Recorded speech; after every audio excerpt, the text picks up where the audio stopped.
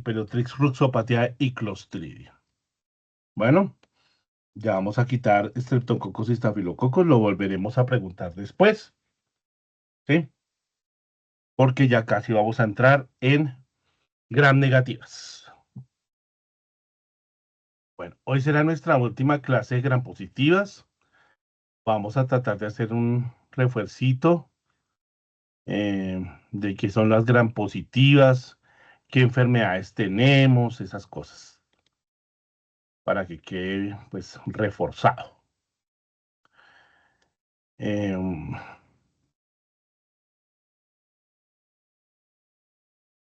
Bueno,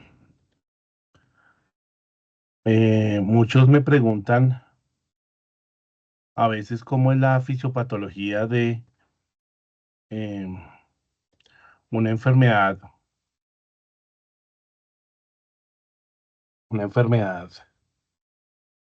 pulmonar, ¿no? ¿Sí? Recuerden, muchachos, que yo les he dicho que cuando desarrollemos la fisiopatología, siempre habrá una entrada. Generalmente el respiratorio es oronasal, una entrada oronasal. Si se están viendo las diapositivas, ¿me confirmas, Tomás, por favor? Sí, profe, Sí, sí se bueno, ven. una entrada oronasal. Cualquier enfermedad que ustedes vayan a escribir, siempre la entrada. Luego la adhesión. La adhesión ocurre por fimbrias, proteínas no fimbriales y pili. Es lógico suponer que las proteínas no fimbriales pues serán adhesinas y serán proteínas que estén mezcladas con azúcares, ¿no? Lactosas, sacarosas, ¿sí? Polisacáridos, ¿sí? Entonces, eso.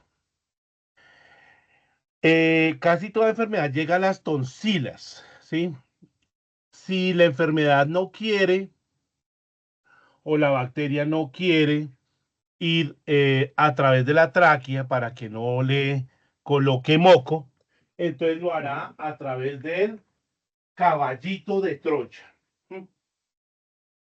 Todos conocemos el caballito de Troya y es lógicamente dejarse fagocitar para poder empezar a vivir en el macrófago. El macrófago va a viajar a través de linfa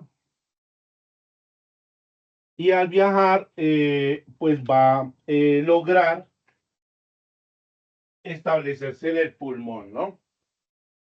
Entonces, recordemos que todo tejido tiene una circulación arterial, venosa y linfática, y que también tiene un sistema nervioso. No nos olvidemos de eso. Es importante que los que me han, y que se los tengo que refutar también personalmente y que quede grabado, los que me han dicho es que a mí no me gusta la inmunología. Entonces, les recuerdo que su carrera son glóbulos blancos, glóbulos rojos y plaquetas. Eso es inmunología.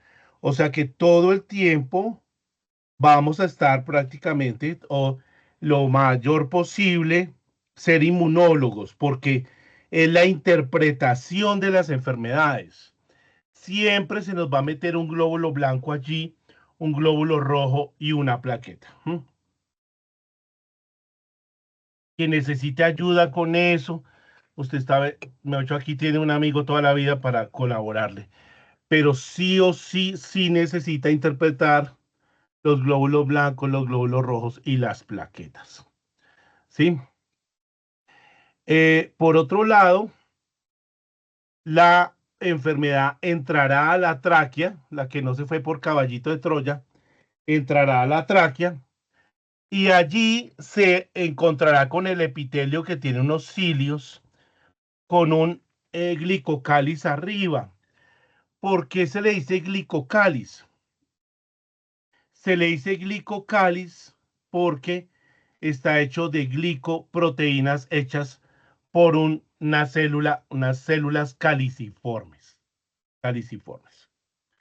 que producen moco. Si se atacan las células caliciformes, pues se producirá una tos que es seca. Entonces nosotros entraremos aquí a hacer una nebulización, ¿no? A mojar el biofilm para poder sacarlo. Esta agua tiene que llevar sales, ¿no? Entonces vamos a hacer la tarea de la nebulización. ¿Cómo se hace una nebulización en caballo, perro, gato, ternero? En gallinas también es importante. ¿Cómo se hace una nebulización en gallina? ¿Cómo se hacen los aspersores? ¿Qué debe llevar? Importante esas cosas, ¿sí?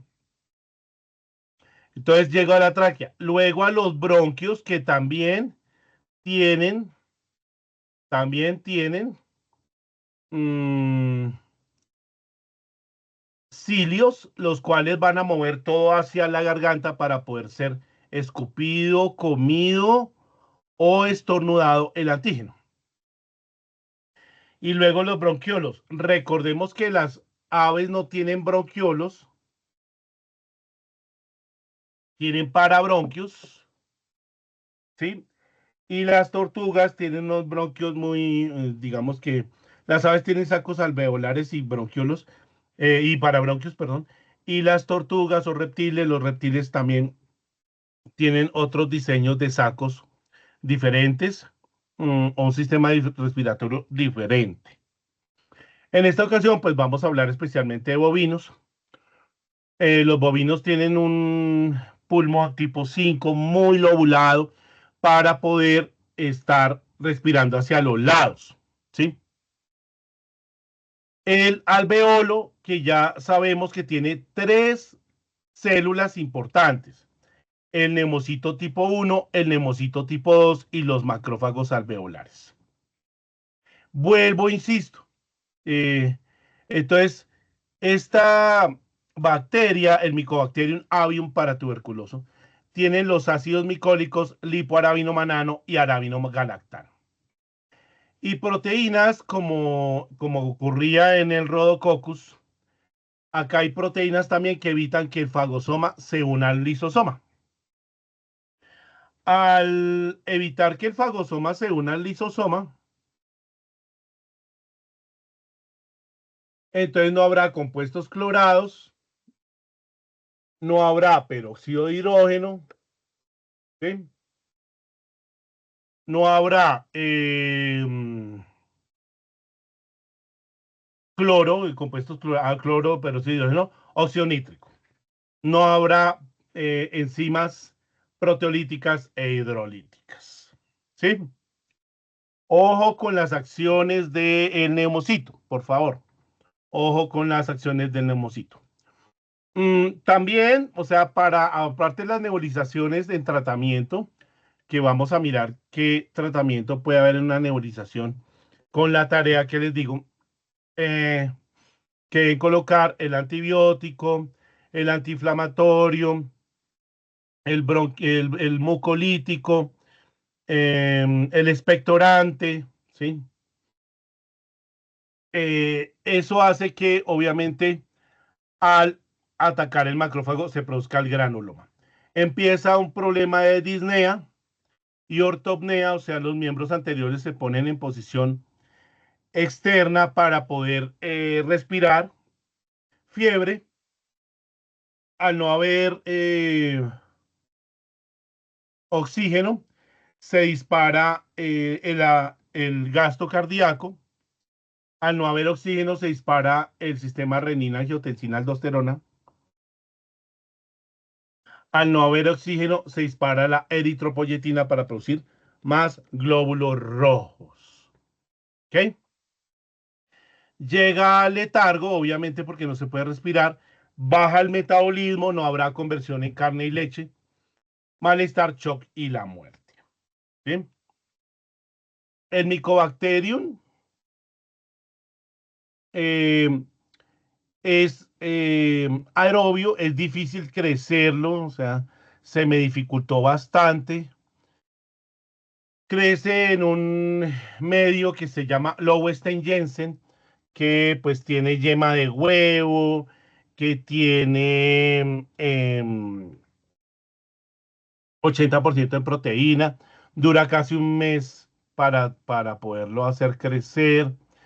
Se reemplaza casi muchos de los nutrientes que tiene el surfactante y colorea con la coloración de Ciel-Nielsen, ¿sí? Es ácido alcohol resistente, presenta el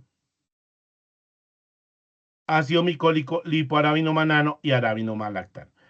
Medios muy ricos en huevo y muchos me han preguntado, ¿pero qué es un cerobar? ¿Qué es un serotipo? Un cerobar o un serotipo se diferencia uno de otro de los antígenos que tienen en la superficie y por eso hay que hacer PCR para diferenciar una bacteria de otra. O también se puede por pruebas bioquímicas. Algunos de ustedes, por lo menos uno de 5 semestres, saldrá microbiólogo. Algunos saldrá con esa que necesitamos, ¿no? Gente que haga vacunas. Eh, Acá tenemos el Mycobacterium avium paratuberculoso, que es el Mycobacterium de la paratuberculosis bovina y ovina. Bovis es otro. El leprae, que puede estar en humanos y en ratones. Em, Viene por acá el marinum, que se puede contagiar los que cultivan peces marinos o los que trabajan en el mar como zootecnistas, como médicos veterinarios, como biólogos y que también están en reservas marinas o parques que se dedican a ballenas y esas cosas. También está el caprae, ¿sí? Que son los más comunes. Entonces sería caprae, bovis y paratuberculoso en Colombia y el leprae, ¿sí? Acá hay un instituto de lepra en Colombia y hay pacientes con lepra. Es contagioso, ¿no? ¿Mm? Acá vemos el ácido micólico, lipoarabinomanano y arabinogalactano, que les he insistido tanto y que al otro grupo, pues no, en el parcial no quiso responder y gracias a eso, pues ustedes se ganaron .5. Entonces, acá lo tienen. No sé si alguien tiene preguntas respecto a eso. Hacen el efecto cordón. El efecto cordón es unirse como si fuera una barrera, como cuando la policía no quiere que uno entre a un estadio y se forma un cordón que inhibe la migración de los leucocitos. Acá tenemos esa crioelectrotomografía donde están los espacios de arabinogalactano y el peptidoglicano tan grueso y esa cubierta lipídica de la barrera es impermeable. Así es el efecto cordón, ¿sí? El efecto cordón es cuando pues nos acordonan una zona y pues no se puede pasar. Lo mismo ellos hacen el efecto cordón. Acá está Ciel-Nielsen. Y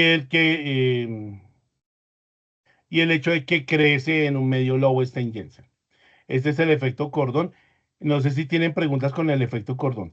Las bacterias tienen un amarillo como grasa, amarillo como el gordo del, del churrasco, así. No es tan fácil hacerlas crecer y muchas bacterias crecen en el Lowenstein-Jensen. Entonces, a veces se confunde una cosa con la otra, entonces hay que hacer PCR. Así está el bacilo, llega y pues muchos macrófagos están infiltrados, llegan otras células, las células gigantes, se desprende algunos bacilos y van a migrar hacia otro sitio por circulación. Recordemos que pues el alveolo está lleno de circulación, ¿sí? Los ganglios linfáticos se aumentarán de tamaño y estaremos con rumiantes. No olvidemos los semirrumiantes. Mm, la llama la alpaca, la vicuña, el guanaco, muy importante. El bacilo de la tuberculosis, el micobacterium tuberculosis, es el del humano. Las citácidas, como los canarios, los loros, las cotorras, pueden transmitirlos y el perro se puede contagiar también, ¿sí? La enfermedad se produce en humano. El bovis, en bovinos, el hospedero es el bovinos. Recordemos que en bovinos se dice paratuberculosis, no se dice tuberculosis. Tuberculosis se dice en humanos. Y el Mycobacterium avium, que por favor no es de las aves, que me le dicen que de las aves. Para tuberculosis es más que todo en rumiantes. Aquí también hay venados y no olvidemos nuestros maravillosos animales africanos, el ñu, la jirafa, que es un rumiante, ¿sí? Y pues búfalos sí tenemos, ¿no? Búfalos sí tenemos. Entonces, ojo, ¿sí? El Mycobacterium caprae de las cabras, ¿sí? Que en el caprae sí se dice la enfermedad de la tuberculosis, ¿sí? Y el pinipede en focas y leones marinos, quien se contagia es el hombre, y el marinum en peces y aves. Mire que aquí ponen anfibios y algunos animales acuáticos como las nutrias. El leprae, que se dice que el armadillo puede transmitirlo, el chimpancé, algunos ratones podrían estar explicados ahí, y el lepra murinum, que es el de ratón, y los gatos pues se pueden contaminar. Hay lepra humana, lepra en ratas, y los gatos podían contagiarse, aunque yo nunca he visto, obviamente, un animal, un paciente gato con lepra, no lo he diagnosticado. Ese es el bacilo de Koch, el bacilo de la tuberculosis, la coloración se llama Nielsen. Su contenido de ácidos micólicos, y pues el contagio es vía Profe, digestiva, cómo se llama la coloración? Qué pena. Nielsen. Ya la vamos a mirar en una diapositiva. Mm, ¿Qué iba diciendo? Que el contagio es digestivo y vía respiratoria, digestiva y respiratoria, ¿sí? Y que hay muchos animales que pueden llegar allí. Acá está una histopatología. Esto sí es coloración hematoxilina eosina. Acá está el bacilo. ¿Mm? Y me puede contagiar vía horizontal o vertical. O sea que, pues aquí el individuo se puede contaminar por la leche en la gestación o vía erógena, ¿no? Lógicamente, si nos contaminamos o se producen granulomas en la vía digestiva, pues va a haber diarrea, porque no va a haber, síntoma de mala absorción, ¿sí? Edema submandibular, postración, pérdida económica, ¿sí? Se necesita pues un buen control sanitario y eso es un impacto económico. Acá lo importante que yo les digo es que la respuesta inmune es TH1, o sea, de linfocitos ayudadores 1, ¿sí? Acá vemos un glóbulo blanco tratando de atrapar, o sea, haciendo quimiotaxis, hace quimiotaxis,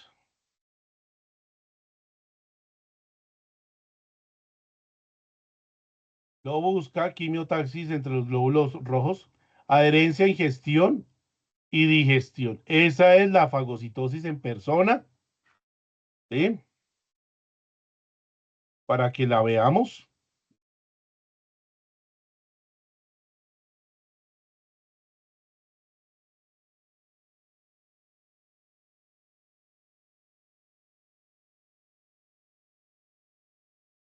Se necesita hacer fagocitosis.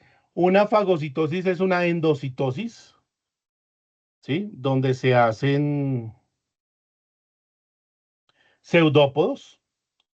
Y recordemos que todos los antígenos se pueden buscar a través de receptores. Quien reconoce es el receptor, ¿no? El lisosoma posee enzimas proteolíticas e hidrolíticas y se producen, pues, compuestos clorados, peróxido de hidrógeno, óxido nítrico. Acá por el receptor de manosa, por ejemplo, por el receptor de la porción FAP y FC, ¿sí? FAP se une al antígeno y el receptor de la porción FC lo reconoce. Acá mire cómo se unen los lisosomas al fagosoma formando un fagolisosoma. Entonces hay varios receptores. ¿Cómo hizo para reconocer el antígeno? Con receptores. ¿Cómo hizo para presentar el antígeno? Por el complejo mayor de discompatibilidad. ¿Por qué no lo pudo presentar? Porque no se pudo crear el complejo mayor de discompatibilidad. Porque no se ensambló el complejo mayor de discompatibilidad. Porque no se hizo el proteosoma, por ejemplo. En este caso, recordemos que como es intracelular, se hace un proteosoma. Ahora, no les había mostrado cómo se produce óxido nítrico por la sintetasa de óxido nítrico y por la arginina y la citrulina. Por la arginina y la citrulina. ¿Sí? Entonces, importante, el interferón. ¿Sí? Interferón. Es necesario que aprendamos esa citoquina. Son los llamadores a los CD8. Yo siempre les coloco a veces los artículos, como no les gusta leer, entonces les coloco en las diapositivas los artículos. Entonces aquí dice que se ha demostrado que el Mycobacterium, el de la tuberculosis, tiene una habilidad para evitar la unión fagosoma-lisosoma. Tiene un lipoarabinomanano que evita la función fagosoma-lisosoma. Tiene una proteína quinasa G, que evita que se una la inhibición de la fusión fagosoma-lisosoma. Entonces yo me pongo a investigar a ver qué es lo atractivo del citosol. Pues tiene proteínas, carbohidratos, lípidos, lo que quiere decir que es un desayuno, almuerzo, comida, aminoácidos, glucosa, sales, sodio. Y mira acá, aquí nombran otra proteína, SAP-M, que evita la unión fagosoma-lisosoma, ¿sí?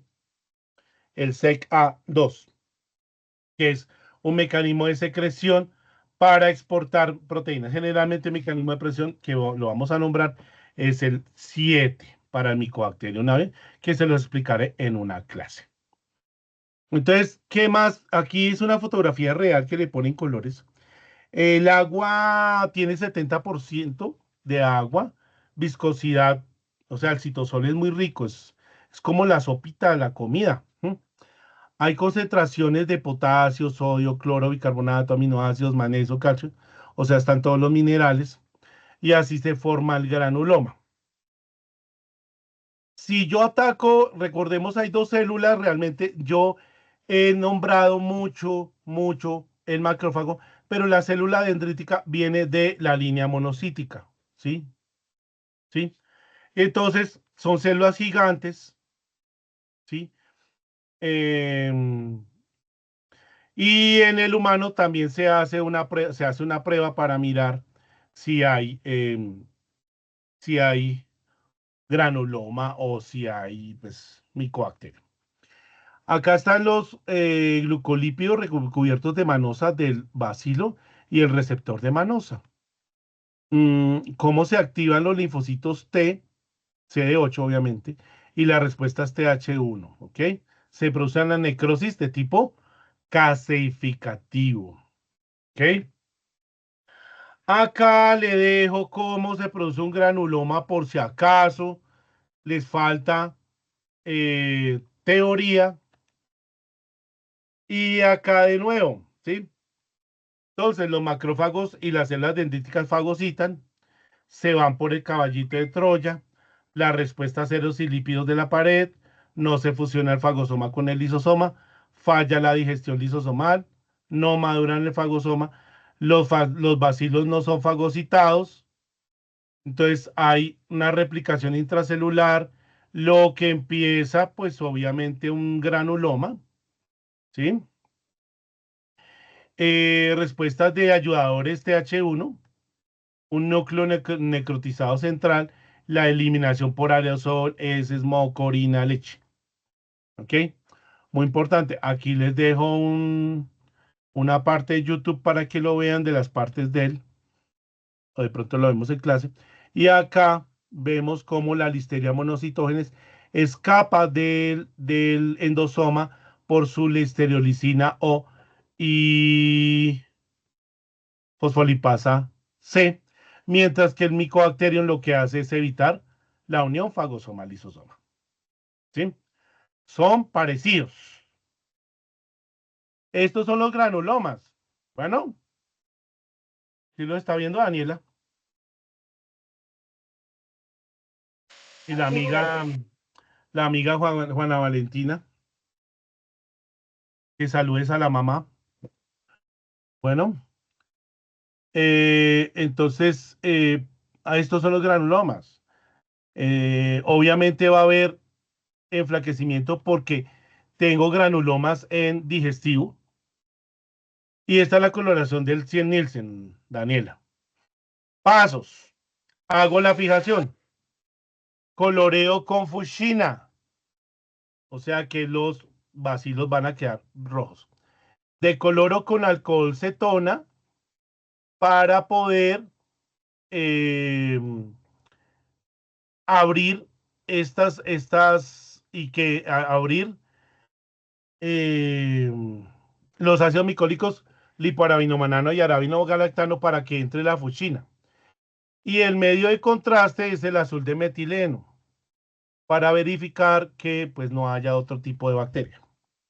Es fácil. Fuchsina, azul de metileno. Y con una decoloración siempre hay un lavador. Y ustedes me preguntarán cuál es el mordiente. El aire. Entonces espero unos minutos y ahí es el fijador. Se puede hacer pruebas, pero digamos que la prueba que utilizamos por todavía los médicos veterinarios es la prueba tuberculina. Yo puedo hacer cuantiferón, ELISpot, que es una lisa que cuantifica células T.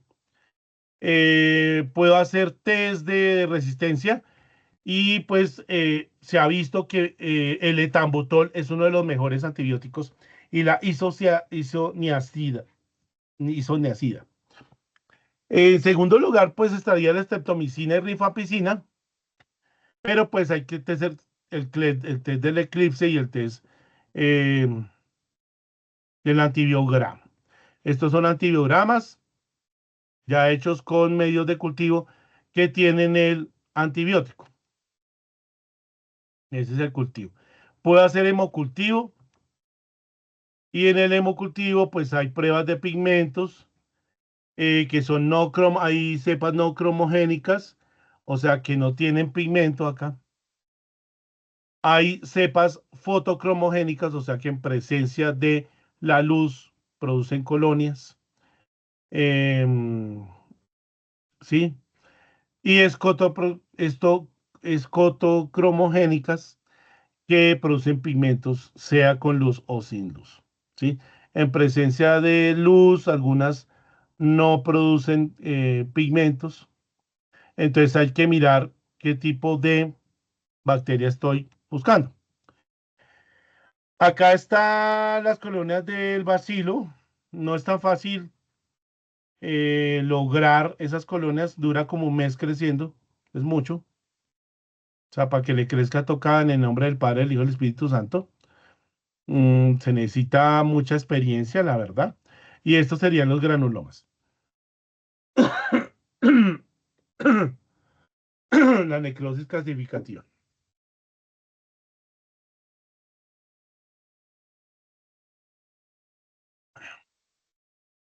Entonces ya sabemos que en la necrosis se estalla la célula, ¿no?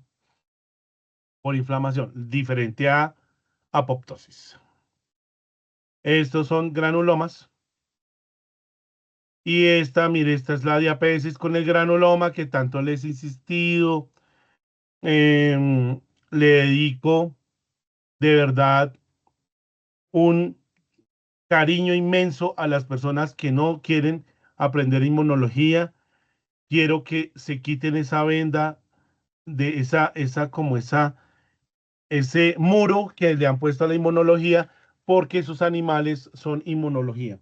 Entonces, abran el conocimiento y empiecen a entender cómo son los macrófagos, cómo son los glóbulos blancos, cómo son los linfocitos, y verá que pues les va a ser más amigable entender las enfermedades. Eh, Quítense esa venda, si tienen algún trauma pues pedagógico con la inmunología, los invito a que se quiten esa venda y empezamos a interpretar la inmunología de manera práctica.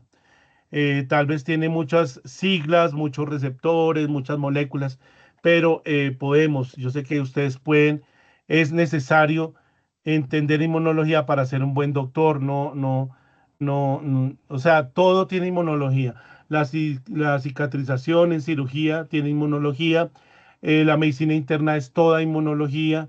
Entonces, por favor, enfermedades respiratorias, digestivas, hepáticas, dermatológicas, todo tiene inmunología. Entonces es importante que empecemos a profundizar y ser amigos de la inmunología. Con todo cariño, no quiero que se aprendan las cosas a los berriondazos, como decía mi papá. Acá vemos una célula gigante. ¿Qué es una célula gigante? Que se unen dos macrófagos. Bueno, pero no se puede porque pues obviamente tiene sus ácidos micólicos, lipoaraminomanano y araminogalactano. Algunas colonias se pueden ver con rayos infrarrojos y pues ver el positivismo. Esta es una incubadora donde puedo hacer pues, así vienen las incubadoras de los hemocultivos. Y esta sería la prueba de tuberculina que yo se la pregunto. ¿Cómo sería la respuesta a la tuberculina? Pues la célula de memoria, ¿sí? El CD8. ¿Mm? Entonces es importante que sepamos, nosotros ya vimos la respuesta inmunológica en TH1. ¿Qué tipo de respuesta es a las intracelulares? TH1 o intracelular. ¿De cuál? De CD8. ¿Sí? Es una hipersensibilidad tipo 4, lógicamente, porque es de células. Nosotros colocamos la tuberculina subcutáneo y ahí produce una induración pequeñita, una bolita. Si esta bolita crece, es lógico que los CD8 llegaron allí a atacar a esa tuberculina y ese bovino es positivo y hay que sacarlo del rebaño. Así, esto es positivo, positivo, y quiere decir que este bovino está botando tuberculosis por sus fomites. Al humano también se le hace la prueba. Eh, A mí me hicieron una con moco, entonces tocaba sacar moco en la lámina, hicieron una coloración de 100 Nielsen. Al final me dio una tos muy terrible. ¿Mm? Aquí vemos una persona con lepra y vemos que el etambutol vuelve a estar presente, la isoniazida que está presente. Yo solo les pido antibióticos y aquí vemos la respuesta intracelular y la respuesta extracelular. Sí. Eh, Aquí vemos que eh, la respuesta extracelular es para otras bacterias. Acá es intracelular, ¿qué quiere decir? Que es CD8, que es TH1, ¿sí? Que los ayudantes en TH1 acá están, en morado. Que el macrófago va a exponer por complejo mayor discompatibilidad. ¿Cómo se presenta? Por complejo mayor discompatibilidad. ¿Dónde se crea el complejo mayor discompatibilidad? En el retículo endoplasmático. ¿Quién lleva esas proteínas a ensamblar al complejo mayor discompatibilidad tipo 1? Las proteínas TAP. ¿Cómo entraron esas proteínas al proteosoma? Por la ubiquitina. ¿Sí? Es una respuesta de 72 horas, tardía. Recordemos, aquí le repito, la 2 son presentadores de antígeno, esa es la 2. Esta es de, por ejemplo, Bacillus anthracis, de estreptococos, de estafilococos, ¿sí? Esta es la SD8, la apoptosis, ¿sí? Aquí de pronto me falta colocar las caspasas, el TNF, el interferón. ¿Mm?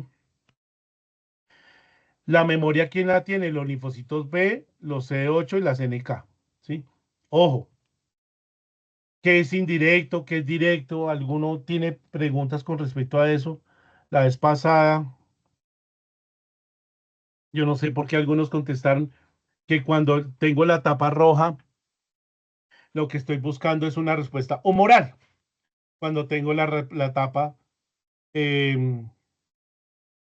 violeta, la respuesta es de tipo celular. Estoy buscando antígenos o estoy buscando CD8, por ejemplo, ¿sí? Se pueden hacer ELISAs. Para mí no es lo más común. Digamos que no es lo más común. Se hace la prueba de tuberculina. ¿Cómo se hace una ELISA? Coloco el antígeno y encima coloco mi muestra, que es mi anticuerpo primario. Luego coloco el anticuerpo secundario que viene en el kit, que está marcado con una enzima que se revela a color por un sustrato. Entonces aquí preparo el antígeno, este antígeno que está acá. Lo diluyo según el protocolo.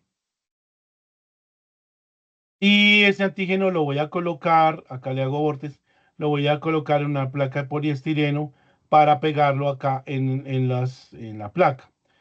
Lo cubro 3 horas a 4 grados centígrados o toda la noche. Así, lo destapo y luego lavo. Entonces lavo con agua destilada. Lo lavo varias veces, ¿sí? Y ahora voy a colocar mi suero, ¿no? ¿Sí? Entonces, preparo, digamos que el buffer de bloqueo para evitar que estos anticuerpos se peguen acá y lo dejo a temperatura y preparo, ahora sí, remuevo la solución, ¿sí? Y preparo mis sueritos que están acá. Los pongo a temperatura ambiente o toda la noche. Y acá ya se pegó este rojito, el conjugado secundario. Y luego pongo mi tercero, que sería el de reacción, ¿sí? Y da un color. Ese color se puede leer por un lector de lisa o de absorbancia y se lee en el computador. Entonces, ¿qué es absorbancia? Cuando yo coloco una luz a 480 nanómetros, la luz pasa a través de pues, el pozuelo y los objetos van a absorber la luz. Lo que absorbe la luz es la absorbancia y lo que pasa al otro lado es la tramitancia. Puedo tener pruebas, pues todas las que quiera, de DNA, ELISAs, ahí están. Y vuelvo, repito, los antibióticos. Bueno, ahí les coloco cómo es el ejemplo taxonómico de una bacteria. Siempre les pido la bacteria y les pido el serotipo. No, no es, es necesario para mí que coloquen la bacteria y serotipo porque en el otro lado, allá GC y todos los que ven medicina interna les piden las bacterias con los nombres completos. ¿Tienen preguntas, muchachos?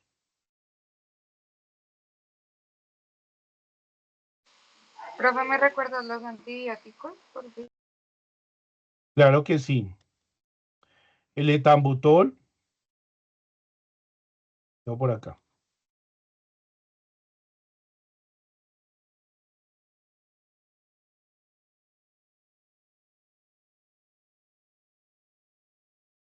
Acá están. No, el etambutol la isoniazida, que son como los que más se utilizan, pero puedo utilizar rifampicina y eritromicina también se utiliza. Esta piraciamida no la he visto en veterinaria, ¿sí? Utilizan más eritromicina. Antibióticos que sean muy lipofílicos, ¿no? Son costos, pero recordemos que en un bovino yo no uso un tratamiento. En un bovino utilizo el descarte, bueno, Daniela. Ok, profe. Ahí vas a utilizar es el descarte. En un humano sí. Es que un animal con algo intracelular es complicado, sí, pero sí sé de nombrar cuáles son los antibióticos, pero pues ahí yo utilizaría el descarte porque pues ese bovino me está contagiando a los otros bovinos míos, ¿me hago entender? Y además que pues Sí, sí, sí. yo puedo estar en susceptibilidad de contagiarme también. ¿Listo, chicos? Sí, profe. Bueno, el lunes miraremos sus preguntas que siempre han tenido em, sobre preguntas sobre preguntas, y empezaremos el sistema nervioso central. ¿Mm? También haremos un pequeño quiz sobre Listeria, Bacillus, ¿qué más fue que dije? Listeria, Bacillus, Clostridium y Erysipelotrix roxopatía. Un abrazo y Profe, nos vemos. Dígame. una pregunta. Lo que pasa es que la verdad esta semana tenemos varios parciales. ¿No podríamos correr un poquito el quiz? No, porque el quiz va a ser en grupo. Entonces no, Ok. yo no puedo estar corriendo mis cosas porque los demás son más importantes que infecciosas, con todo respeto. Porque el quiz va a ser en grupo, porque es una oportunidad, porque yo no puedo correr más las oportunidades, porque si ves infecciosas como que lo dejan para lo último, de lo último, de lo último. Entonces esta vez le pido a los otros docentes que también corran sus cosas por infecciosas. Ya lo cedí en el primer corte, ya en el segundo corte no vamos a correr quizzes, no vamos a correr, porque realmente el tercer corte es súper pequeñito, o sea, el tercer corte no es sino como 2 semanas, entonces por eso es complicado y porque es una oportunidad para ti. Recuerden que cuando se empieza un corte, siempre hay un quiz en grupo. Por eso, Listo, profe. bueno, nos vemos, chao. Hasta luego, profe. Hasta luego, gracias, profe. Hasta luego, profe. Hasta luego, profe.